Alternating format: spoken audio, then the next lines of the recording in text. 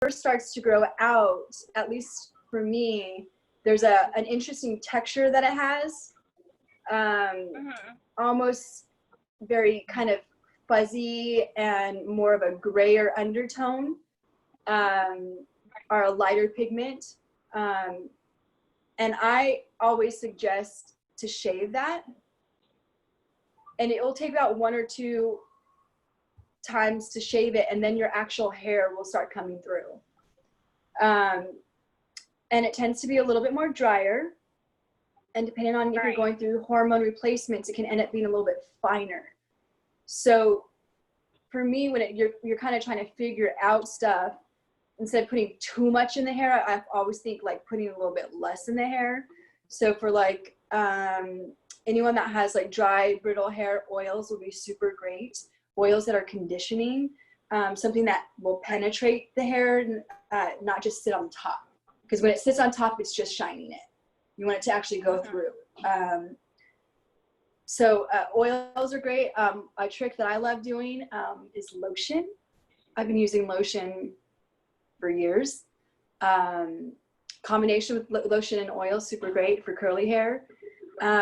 If you're trying to figure out, you want like more hair than you actually have, extensions, hair wefts, weaves, all the above are super great. If you're trying to worry and you're not sure what direction to go as far as the hair type, wigs are always great. You know, weaves are always good. The tape-in ones, where you have a piece of tape with the weft on it, and then you put your hair and then it sandwiches it. Those are really good because you can actually remove those a lot faster. So, if you're growing out your hair and you, money-wise, you can take those out and then reuse them. A lot of times, depending on how well you can take care of a weave or extensions, some people can only use them a few times, but if you take really good care of them, you can use them for a long time. But it just depends on what you're trying to trigger, like what you're trying to, or do you want thicker hair? Do you want your thin hair to feel thicker? Thickening shampoos and conditioners are really wonderful for that. For color treated hair, which I don't really know a lot of people, it kind of depends. Some people like to protect the color, some people don't. I always say protecting it's the best way to go because it lasts a lot longer. So sulfate-free shampoo is really good, but it's up to you. It depends on what the person's looking for, but there's definitely things out there that can help. Yeah, I love what the sun's doing to your lighting. Like you've got this glow got a on cool, you. like, purple it's light. so cool. Yeah. You've got an orb. Oh yeah. Oh, it's shiny purple. Yeah. You're like our angel right now. Your zen is totally there. And so for hair, okay, we were talking about how your scalp is itchy. I think it is important for people to understand to not like grease down your hair, but actually massage your scalp with the natural oil. And then I was saying, I know for me, I was using like nettle and things like that, like it's natural. I don't even know what you want to call it. Loose natural herbs is basically what it is, and you mix it with your oil, and that stimulates your scalp. It tingles a little bit, but the tingling makes your hair stimulate your scalp. I mean, I'm not an expert, Tawny. Scalp manipulation will be your best friend when you're going through treatment. You want to make sure you keep those follicles stimulated. You don't want them to become dormant. And if, say, you do have some dormant ones, by stimulating the scalp, it can rejuvenate them and cause more hair to grow. Now, so lint roller, won't that help?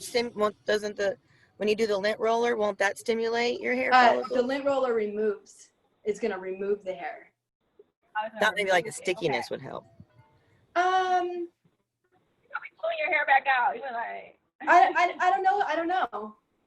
Tickle it, or do you need more than that? Do you need more than just a tickle? You actually want to put your hands in your head, and you want to stimulate it. Like you really want to get in there. You want to roll all the way around, especially because in women, we don't like talking about it, but we get very thin up in the front section here, or sometimes here. So you really want to go in there and rub the scalp and stimulate your scalp as much as you possibly can. It'll help a lot. Stay away from Yeah, coconut and I think oil. that's okay. There's nothing wrong against coconut oil. Coconut oil has wonderful benefits, but it does not belong on the scalp. You can put it on the hair, mid-shafts down for shine, but you do not want to put it on top of the scalp, because a lot of people will instantly go and get cooking oil coconut, or the coconut oil that comes in a thing. Right. You put it on anything, Yeah. and skin, cooking, stuff like that. It's wonderful, but it can clog the pores on the scalp. So you got to be really, really careful with coconut oil. So what about skin, Tawny? Because our skin, before you came, we were talking about our skin looks like, I think it was fish and like a reptile. That was the two things that was said. I didn't say that, but it was like me. That was me. My fingernails, like it smelled like fish. Like when they were falling off, like I have that discoloration. Yeah. And it was like, Right. it starts small, then all of a sudden it's like you wake up and then there's like, it's huge. And then it's like all of a sudden you smell and you're like, what the fit? And it smells fishy because it's the keratin that gets in. And then they all fell off. Yeah. And so as far as skin, would you say use coconut oil there or no? Like how would you lubricate your skin? So you can use coconut oil. You just got to be really careful the type of coconut oil that you are using, and you want to also make sure that you're exfoliating, because the stuff that it's like the skin that's here is the same. The skin that's here is the same. That skin that's here. Just because it's covered doesn't mean it doesn't need the love and attention. So if you're putting on coconut oil here, it can clog. It can tend to clog the pores a lot. So you got to be really careful and try to find the right one. Blends are really good. Body blends are really good, but a true coconut, I always say like chest down for that kind of stuff. Only because if you're not exfoliating, you can cause a lot of the skin in the face to cause a lot of outbreaks, because it's clogging up your pores. You're not washing well enough. Some people, they don't wash their face every night. Some people will have makeup on and sleep the next night. So that, you got to be really, really careful with stuff like that. You know what I mean? I try to I couldn't less use as possible. anything at all. Like, everything was burning. Everything Do you do ended up. Well, what like I found an was argan oil?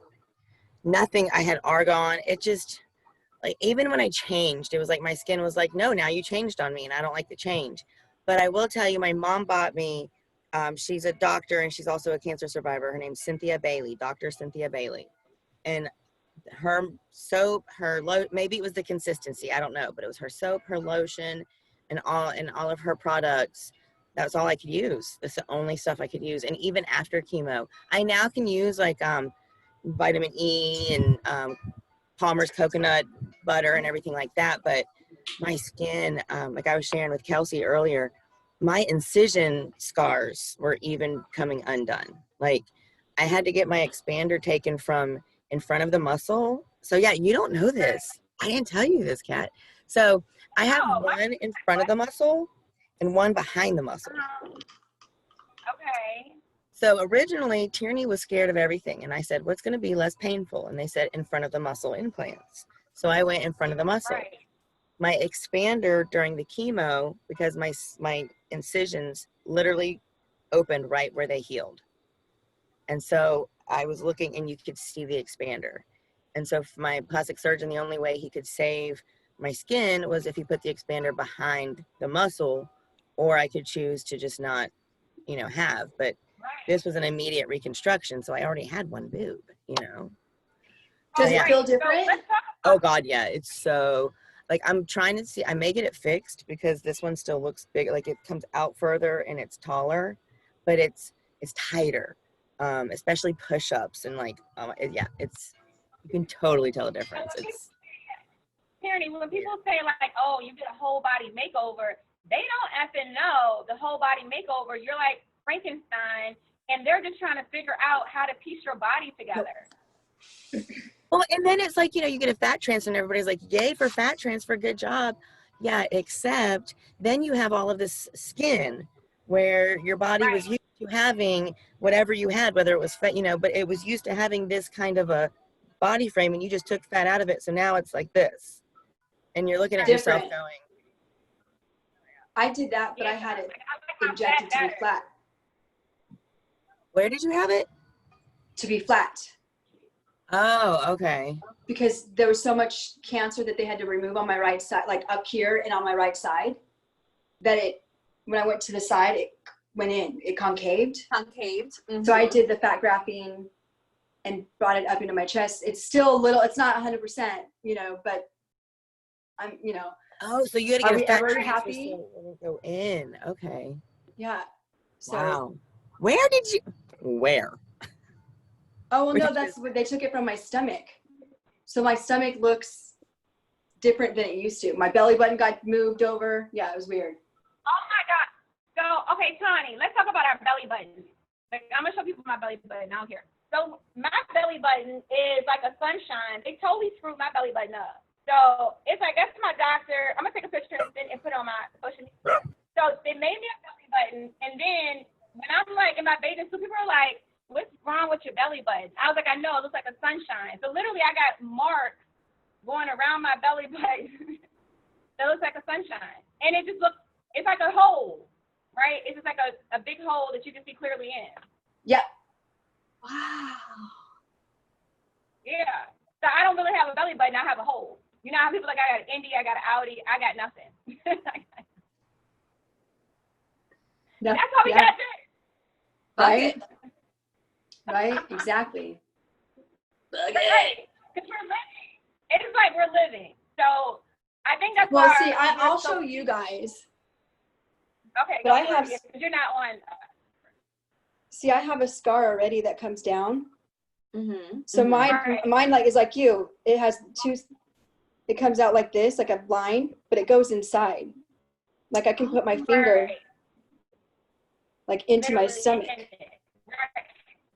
That's how And mine it used is. to not be that way. And it used to be like this. Wow. Yeah. But Isn't they that tried crazy? to keep my tattoo, so they had to stitch it up in 3 different places. And then I had this scar. So it kind of looks like a star. Your belly button kind of looks like a star.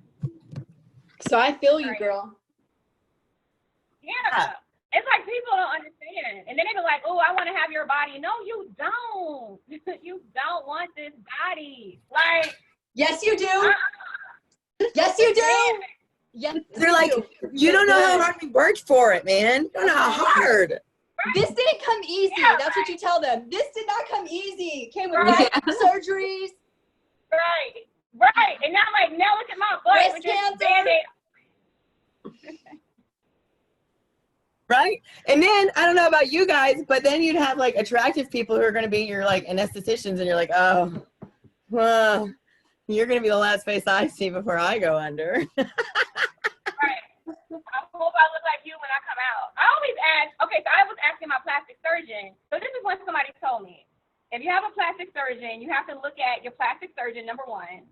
If they're not beautiful or the bomb, then you shouldn't go to them, because they should be the reflection of their brand. And then you should look at all the workers.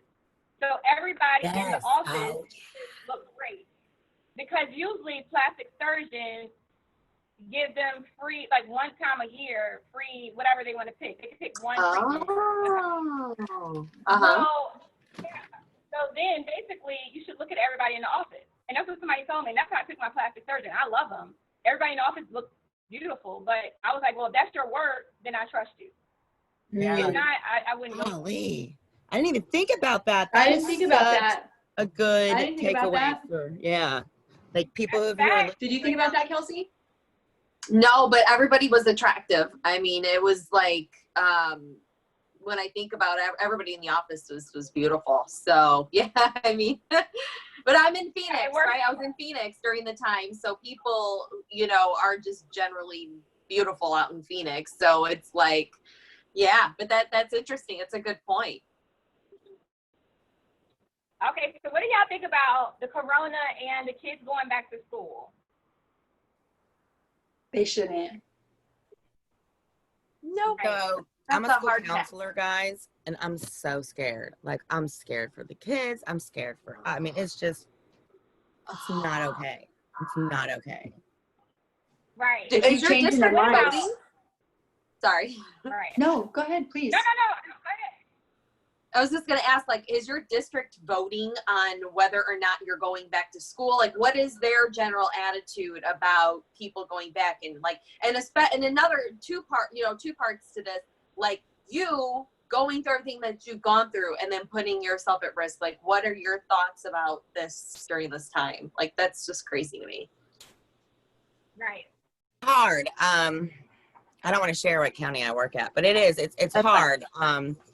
Like, I know there is a county though where they chose virtual and they said it's a lose-lose situation. I mean, whether you say we're going to go virtual, you're not going to please everybody. Whether we say we're going to everybody go to school, you're not going to please everybody. But the reality is we don't know enough about this virus to chance it. And that's a lot of kids. Right. And you know, And then grandparents, it's gonna go home.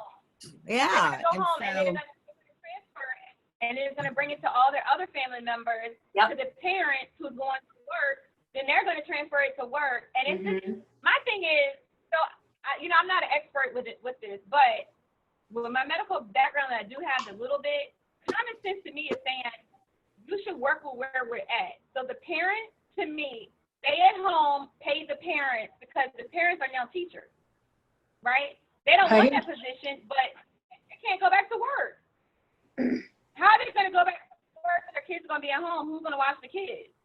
And I was saying that last night. Yeah, no job is going to allow you to go to, no job is going to allow you to go to work for 2 days out of the week and then come back, especially if you have a demanding job. No. When it comes down to it, the people who benefit the most are very upset that they're not making the money that they think they should be making right now. And they're the ones who think they're in the driver's seat and they think that, normal people are expendable and we're not. And it's like, I'm astounded. I'm astounded with the attitudes. It's like, we should be taken care of. You're absolutely right. Like, by the government, because really the government, it's their fault for handling it poorly. This is not our fault. Like, and this is, and anybody who says, oh, anarchy is the way to go. Hell no, it isn't, because people need some kind of guidance. Like, they need some kind of guidance. And it's sad that this has been politicized and it's been polarized so badly. And now, like, the people who, because there's some people who can see, right? We can predict it and be like, this is what's going to happen. People are going to die. Kids are going to transfer to their grandparents. They're going to die. Da, da, da. And then there's other people that are like, well, if it's not happening right in this moment, it's not really happening. Or, I can't. So that wherewithal in foreseeing, that's the difference. That's the difference. There's people who cannot even imagine what it's like until it's actually hitting them. And they're like, oh, okay, I guess this is the problem. And it's like, yeah, we're not trying to fucking take an election from Trump or anything like that. We're just really saying, like, this is going to cost a lot of money and a lot of heartache now if we don't stop and prevent. Life is going to go on. We just really all need to, like, mask up and stay home for a few weeks. But now it's just getting to the point where it's just spreading so much that it's going to get to the point of herd immunity and until the vaccination comes out. And I don't like that. I'm scared about that. And there's not enough research in regards to, like, how it affects people like us or, children. I mean, and even if they say, like, 0.02% of children are going to die and that's it. Like, what do you mean that's it? That's 14,000 kids who should never have died at all, right, like, in the first place. Right. And maybe they don't I die. also heard that what if they're silent carriers? So then they're infecting 10 other people, but they're walking around feeling healthy, feeling like there's nothing wrong, and it's, I think for me, I don't know when the virus is going. I don't feel comfortable going into the school building. I don't feel like there's been enough time for precautions, and the precautions that have been made, like, I can give you an example. The plexiglass that you see in the grocery stores. An idea was, well, that's too expensive. So what if we put curtains in front of the desks? I didn't almost die so that I can think that a curtain's going to save me. Right. And the masks being provided, that's great. But what are these masks? Are they 100% cotton? Because if they're 100% cotton, it's really not doing anything. Are they the ones that are the actual medical CDC regulated? You know, like, ew. Of course not. Yeah. And so, Tawny, what were you going to say? Because you were going to say something. Oh, and this is just all hearsay at this point, but when Kelsey was talking about them and having the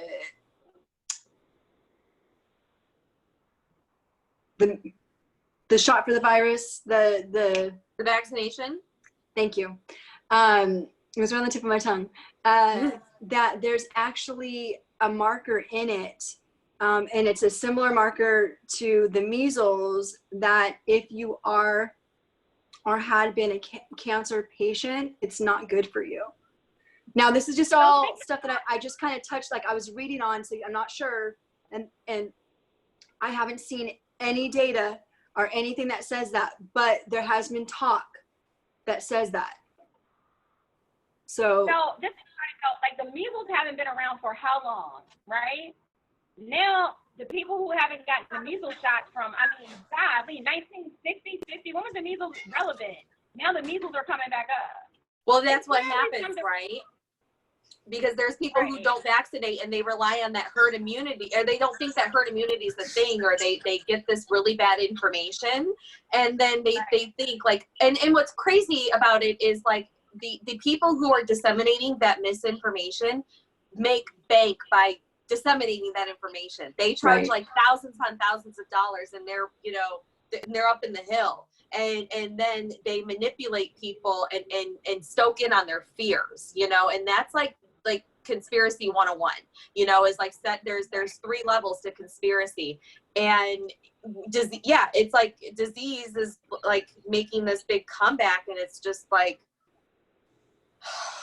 yikes. Like germ theory wasn't even an accepted concept for like hundreds upon hundreds of years. Like somebody had talked about it, and then they were like, germ theory, and people were like, what, you're insane, you're mad, you know. No, I swear this is a thing. And then, you know, we find out as, you know, inventions like telescopes and things like that, it becomes visible. But right now it's just amazing to me that like in our times, in our modern times, we are talking on these devices, we can communicate with each other. How is this not plausible that this is a thing? Yeah. This is clearly a thing. People are getting tested like crazy right now. And get tested before my surgery, whether I have it, whether they think I do or not. It's a regulation. You have to get tested 2 days before your. I hate it. Has any of you had it yet? Had the test? No. Tell me, Tawny. I'm ready. I can take it. This is my experience and only my experience.